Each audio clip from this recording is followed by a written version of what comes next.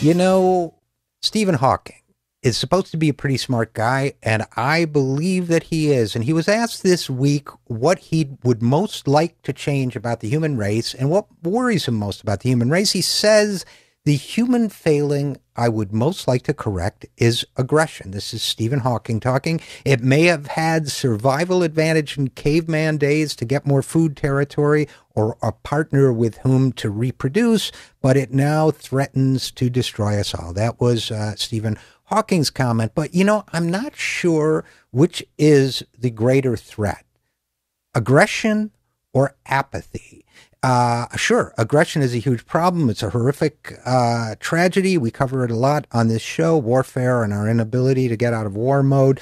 But I'm wondering, after listening to Professor John Abraham and Peter Sinclair talk about the whole climate change issue, you know, well, maybe Professor Hawking's right. There's a kind of tribalism going on here, okay, where you have the right as a tribal group that wants to defend itself against outside intruders, and you have corporate interests like the Koch brothers who are enormously shrewd in manipulating that, so that the revelation of Willie Soon's conflict of interests, of his ethical lapses, of his bad science, of his clear financial incentives to keep reporting these odd things in areas that are outside his fields of training and expertise.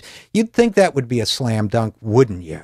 But, you know, the tribalism kicks in of the conservative group, and they say, no, he's one of us, you're one of them. So everything you say is suspect, and everything we say is to be defended. So that gives us a hardcore of about 20, maybe 25% of the population, maybe sometimes almost 30, that will oppose any reason when it comes to climate change. So we have that obstacle to face. Then again, we have the many people in the middle who are just trying to live their daily lives. They're overwhelmed by what I keep calling the toxic cloud of misinformation spewed out by the Koch brothers and their servants like Willie Soon, and they just can't make a difference. Then there's the rest of us who know. What do? Those of us who know that we have a planetary problem on our hands, what do? First of all, we keep supporting and reading people like Peter Sinclair. We keep supporting people like John P. Abraham.